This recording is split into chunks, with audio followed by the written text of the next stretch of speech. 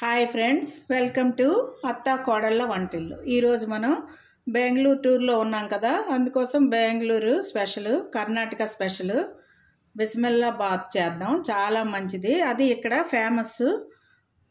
ప్రతి టిఫిన్లోని కానీ లంచ్లో కానీ దేంట్లో కూడా ఈ ఐటెం ఉంటుంది ఇక్కడ. అది మనం కూడా చేసుకుందాం. దానికోసం ముందు కొంచెం మసాలా వేయించుకుందాం. మసాలా కోసం కళాయి వేడి చేసాం కదా, అందులో 1 టేబుల్ స్పూను శనగపప్పు వేయండి,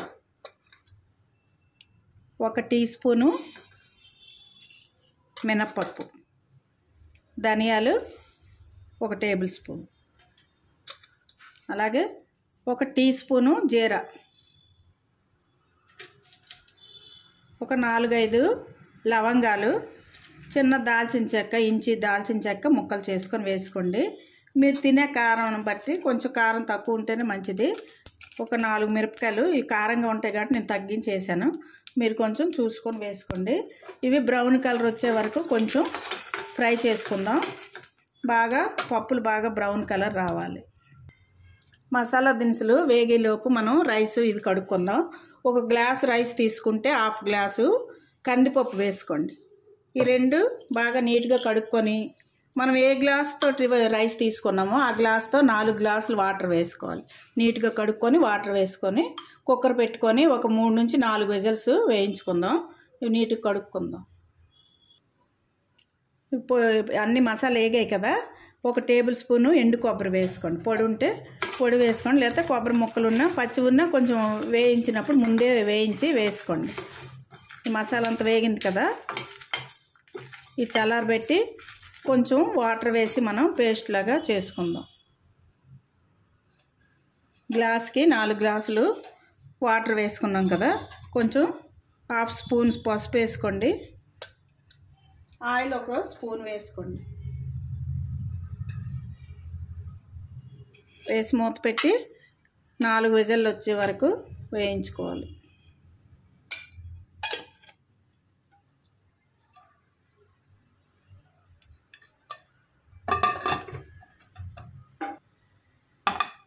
నాలుగు విజిల్లు వచ్చాక పక్కన పెట్టుకుందాం. రైస్ ఉడికేలోపు మనం ఈ కూరగాయలన్నీ ఉడికించుకోవాలి. కొంచెం వాటర్ వేసుకోండి, మరీ మెత్తగా ఉడికించకూడదు. ఒక 70% కర్రీస్ అన్నీ ఉడికించుకోండి. మీ దగ్గర ఏ కర్రీ ముక్కలు ఉంటే అవి వేసుకోండి. నేనైతే పొటాటో, బీన్స్, క్యారెట్, ఆనియన్ కూడా 1 వేయాలి. కొంచెం కరివేపాకు, గ్రీన్ పీస్ ఉంటే వేసుకోండి. ఇంకే ఉన్నా కూడా వేసుకోవచ్చు మీకు నచ్చినవి. టమాటా కూడా 1 వేయాలి. ఇలా ముక్కలు కోసి వేసుకోండి. ఇది కొంచెం ఉడికించుకుందాం.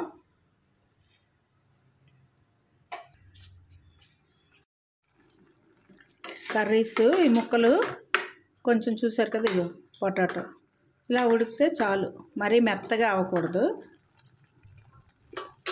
ఇవి ఉడుకుతున్నాయి కదా, సిమ్లో పెట్టుకుందాం. ఇటు సైడ్ రైస్ ఓపెన్ చేసుకుందాం. ఆవిరిపోయింది కదా,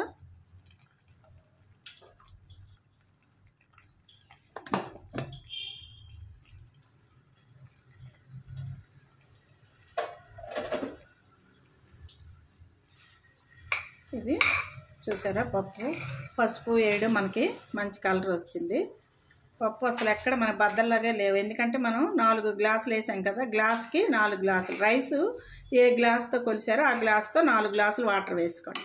ఇలా జస్ట్ కలుపుకుంటే చాలు. మెత్తగా ఉంది, మరీ మెత్తగా అయిపోయినా కూడా బాగా అంతే. ఇది పక్కన పెట్టుకొని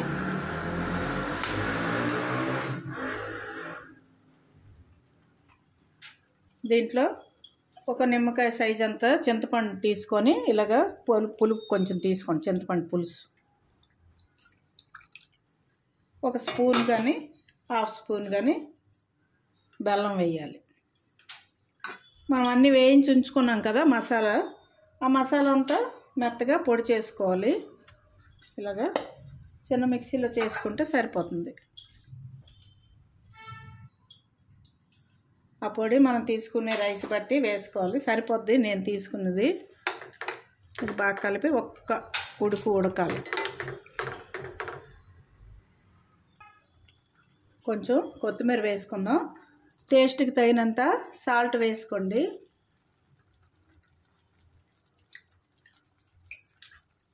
ఇందులోనే ఈ రైస్ కూడా వేసుకోవాలి.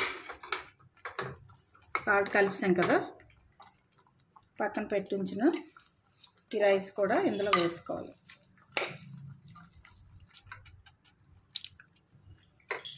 ఇలా కలిపాం కదా, ఒక గరిటె జారులాగా వచ్చేటట్టు కొంచెం వేడి నీళ్ళు ఉంటే పక్కనే వేసుకోండి. వాటర్ వేసుకొని ఒక 2 ఉడుకుల్లాగా ఉడకాలి. అంటే అప్పుడు మనకి పులుపు అంతా రైస్కి పడుతుంది కదా, సాల్ట్ అన్నీ బాగా కలుపుకొని కొంచెం ఒక 2 మినిట్స్ ఉడికించుకుందాం. ఉడికింది కదా, ఈ జార్లోనే మనం దించుకోవాలి. ఇలాగా చల్లారేసరికి ఇంకా గట్టిగా అవుతుంది. ఇది వేడివేడిగా తింటే చాలా టేస్ట్గా ఉంటుంది. ఇది పక్కన పెట్టుకొని పోపు వేసుకుందాం.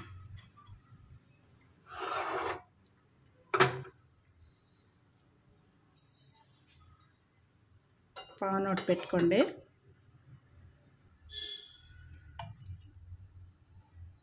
ఆయిల్ 1-2 స్పూన్లు వేసుకోండి.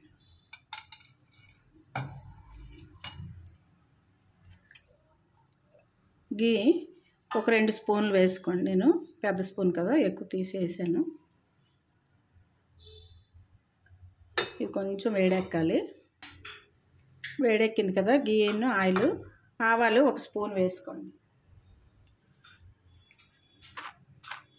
కాజు ఒక 20 వరకు వేసుకోండి, బాగుంటుంది. పిల్లలు ఇష్టంగా తింటారు కదా.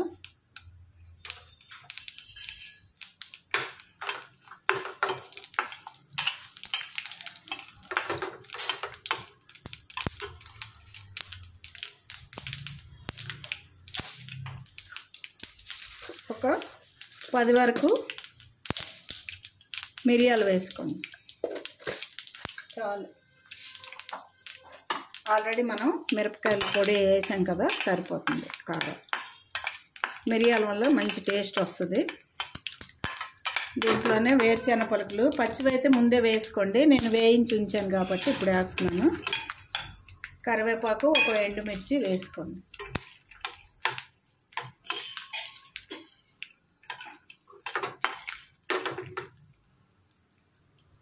పోపు వేగింది కదా, పొయ్యి ఆఫ్ చేసుకుందాం.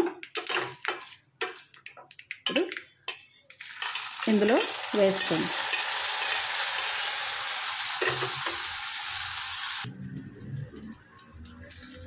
పోపు ఇలా కలుపుకొని కొంచెం పచ్చి కొత్తిమీర కూడా వేసుకోండి, చాలా టేస్ట్ ఉంటుంది. మీదని ఇలా కలుపుకుందాం. కలుపుకొని డిష్ అవుట్ చేసుకుందాం. చూసారు కదా, డిష్ అవుట్ చేసుకున్నాం. బాగుంటుంది, కలర్ బాగుంది, టేస్ట్ కూడా చాలా బాగుంది. సాల్ట్ అవి సరిపోయి. ఈ వీడియో మీకు నచ్చినట్లయితే షేర్ చేయండి, లైక్ చేయండి. కొత్తగా చూసేవాళ్ళైతే సబ్స్క్రైబ్ చేసుకోండి. ఎప్పుడు మన వంటలు కాకుండా కొంచెం డిఫరెంట్గా ఉంటాయని నేను ఇది కర్ణాటక స్పెషల్ది చేశాను. Okay, thank you for watching.